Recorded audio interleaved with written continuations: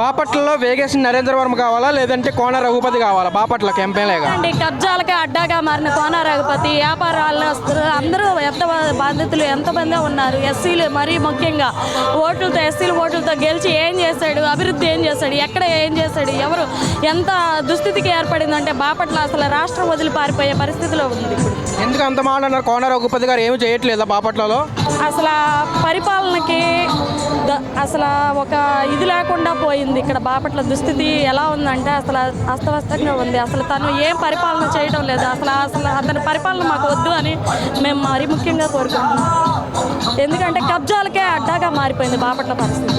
మరి బాపట్ల సిటీలో ఏం జరగలేదా? ఏం పథకాలు కానీ సంక్షేమ పథకాలు అందలేదా? పథకాలు ఇచ్చాడు. ఇళ్ళు వాకిళ్ళు ఉన్న వాళ్ళకే మళ్ళీ డబుల్ స్టేర్లు ఉన్న వాళ్ళకే ఇచ్చాడు. కానీ లేనోడికి అక్కడ ఇచ్చాడు. సెంటి భూమి కూడా ఇవ్వాలి. పేదలకు ఎక్కడ ఇచ్చాడు? కనీసం రోడ్లు వేసాడు. ఇచ్చిన స్థలాలకి రోడ్లు లేవు, ఏం లేవు. ఎంతోమంది అప్పులు పాలైపోయారు. మరి ఇప్పుడు వేగేసిన నరేంద్ర వర్మ గారు టీడీపీ నుంచి పోటీ చేస్తున్నారు కదా, మరి ఆయన ఎంత మెజారిటీతో గెలిపించుకుంటారు? మా నాయకుడు 30,000 ఓట్ల మెజార్టీతో గెలుస్తాడు. 30,000 మెజారిటీతో గెలిపించుకుంటారు.